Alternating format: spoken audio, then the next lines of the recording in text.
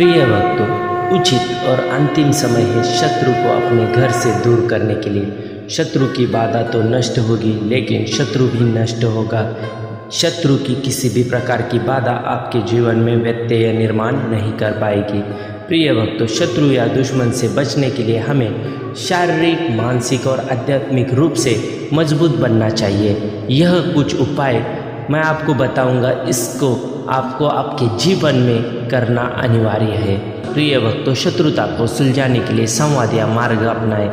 आपसी विवादों को समझने का प्रयास करें। प्रिय भक्तों, यदि आप चाहते हैं कि जिस भी शत्रु ने आप पर शत्रु बाधा की है वह शत्रु आपके समक्ष दिखे, या उसको शत्रु बाधा करते हुए आप पकड़ना चाहते हैं, तो प्रिय भक्तों, यह मंत्र बहुत ही लाभकारी है, क्योंकि सृष्टि के रचयिता महादेव जी का आज वार है। प्रिय भक्तों, सोमवार के दिन जो भी भक्त इन मंत्रों का जाप करता है उन पर महादेव जी की कृपा प्राप्त होती है। तो प्रिय भक्तों, शत्रु कितना भी चालाक हो, वो किसी न किसी तरीके से आपको फंसाने की कोशिश करता है। आपके हर कार्य में बाधाएं उत्पन्न करता है, जहाँ पे वो आपकी बातें और किसी को बताता है और आपका कार्य से या आपके काम से आपका धन लूटना चाहता है, या आपको कहीं बड़ी समस्याओं में फंसाना चाहता है। तो ऐसी समस्याओं से आप बाहर निकलेंगे। शत्रु की तंत्र मंत्र, जादू टोना, किसी भी प्रकार की बाधा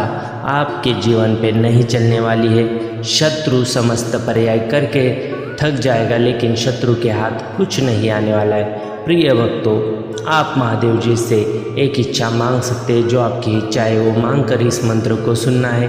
प्रिय भक्तों, यदि आप महान मंत्र चैनल पर नए हैं तो चैनल को अवश्य ही सब्सक्राइब करें। हम आपसे यही विनंती कर सकते हैं, जो आपके लिए फ्री है, सब्सक्राइब अवश्य करें। प्रिय भक्तों, यदि आप चाहते हैं कि आपकी हर एक मनोवांछित इच्छा जल्द ही पूरी हो तो कमेंट बॉक्स में 5 बार ओम नमः शिवाय अवश्य लिखें। प्रिय भक्तों, किसी भी प्रकार का शत्रु आपको अहित पहुंचाना चाहता है तो उसका अहित आप तक नहीं पहुंचेगा।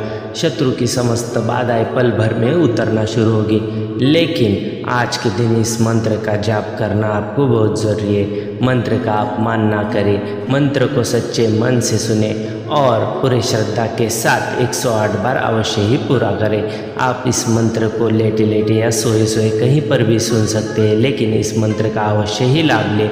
आपके जीवन में सकारात्मक बदलाव देखने के लिए मिले। तो प्रिय भक्तों, आज का मंत्र हम 108 बार श्रवण करते हैं। मंत्र है ओम त्र्यंबकं विद्महे महादेवाय धीमहि तन्नो शिव प्रचोदयात्। ओम त्र्यंबकं विद्महे महादेवाय धीमहि तन्नो शिव प्रचोदयात्।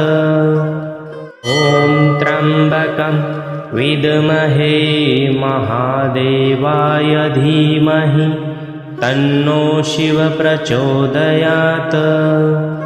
ओम त्र्यंबकं विद्महे महादेवाय धीमहि तन्नो शिव प्रचोदयात्। ओम त्र्यंबकं विद्महे महादेवाय धीमहि तन्नो शिव प्रचोदयात्। ओम त्र्यंबकं विद्महे महादेवाय धीमहि तन्नो शिव प्रचोदयात्।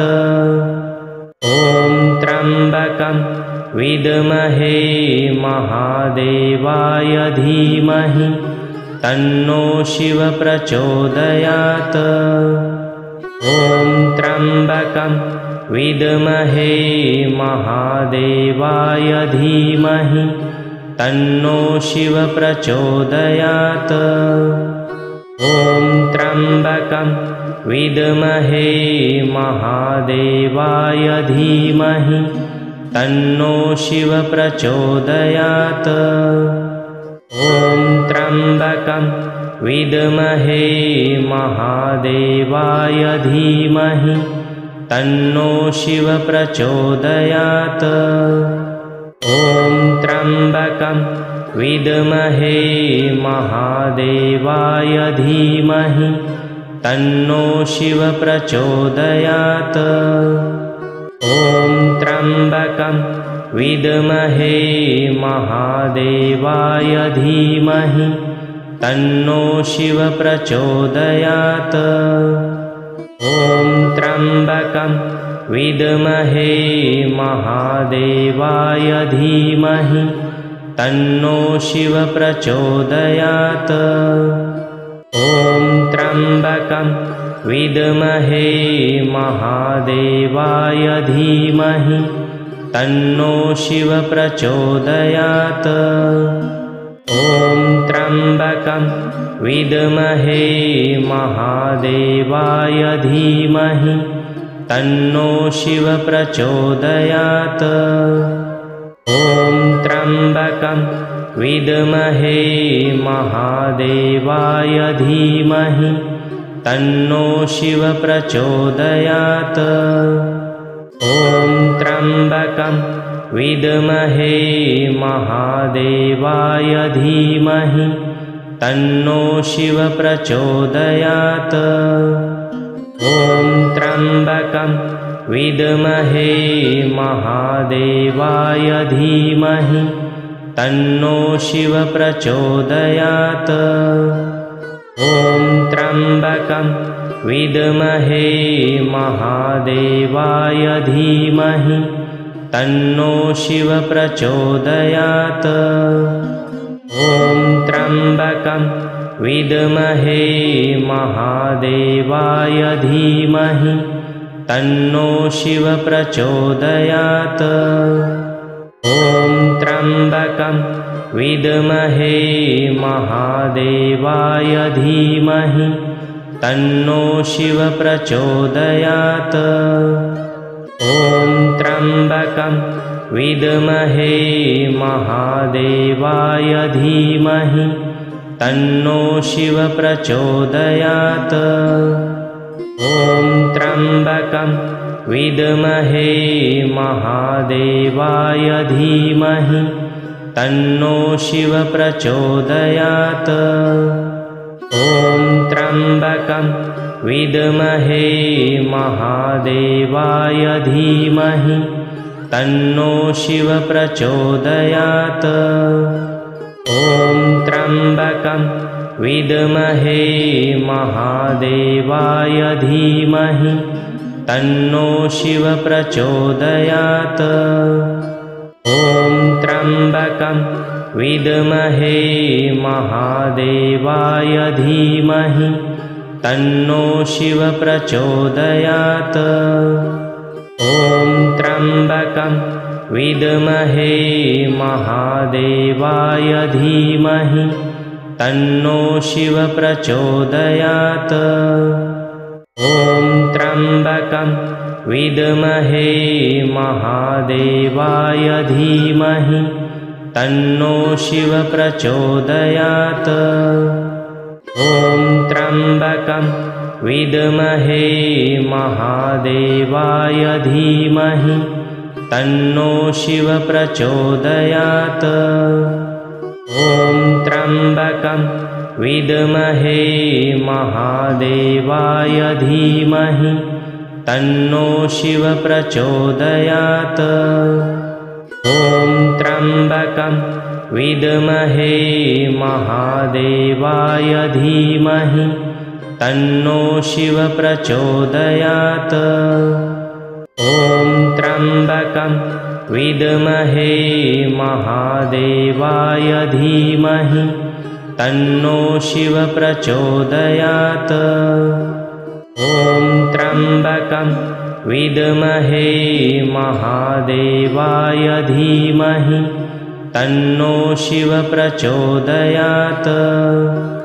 ॐ त्र्यम्बकं विद्महे महादेवाय धीमहि तन्नो शिव प्रचोदयात्। ॐ त्र्यम्बकं विद्महे महादेवाय धीमहि तन्नो शिव प्रचोदयात्।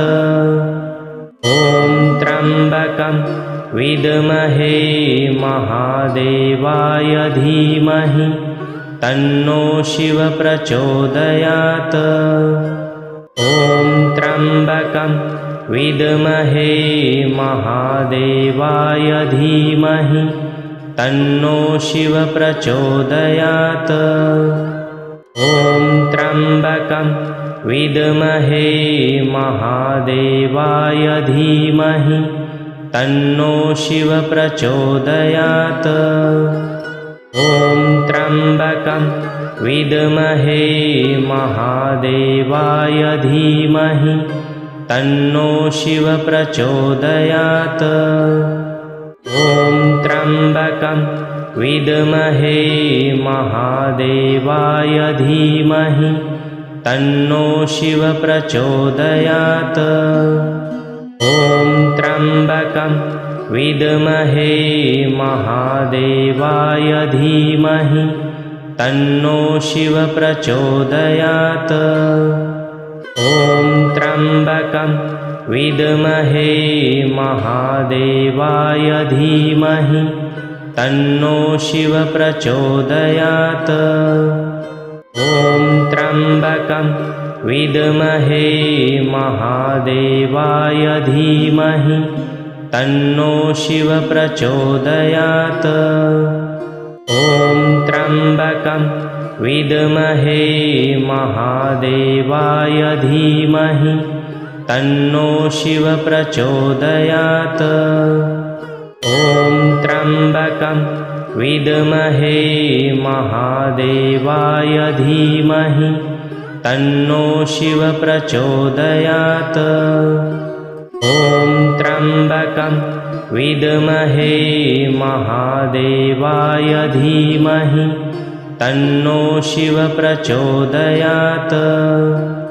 ॐ त्र्यम्बकं विद्महे महादेवाय धीमहि तन्नो शिव प्रचोदयात्। ॐ त्र्यम्बकं विद्महे महादेवाय धीमहि तन्नो शिव प्रचोदयात्। ॐ त्र्यम्बकं विद्महे महादेवाय धीमहि तन्नो शिव प्रचोदयात्। ॐ त्र्यम्बकं विद्महे महादेवाय धीमहि तन्नो शिव प्रचोदयात्। ॐ त्र्यम्बकं विद्महे महादेवाय धीमहि तन्नो शिव प्रचोदयात्। ॐ त्र्यम्बकं विद्महे महादेवाय धीमहि तन्नो शिव प्रचोदयात्। ॐ त्र्यम्बकं विद्महे महादेवाय धीमहि तन्नो शिव प्रचोदयात्। ॐ त्र्यम्बकं विद्महे महादेवाय धीमहि तन्नो शिव प्रचोदयात्। ॐ त्र्यम्बकं विद्महे महादेवाय धीमहि तन्नो शिव प्रचोदयात्। ॐ त्र्यम्बकं विद्महे महादेवाय धीमहि तन्नो शिव प्रचोदयात्। ॐ त्र्यम्बकं विद्महे महादेवाय धीमहि तन्नो शिव प्रचोदयात्। ॐ त्र्यम्बकं विद्महे महादेवाय धीमहि तन्नो शिव प्रचोदयात्। ॐ त्र्यम्बकं विद्महे महादेवाय धीमहि तन्नो शिव प्रचोदयात्। ॐ त्र्यम्बकं विद्महे महादेवाय धीमहि तन्नो शिव प्रचोदयात्।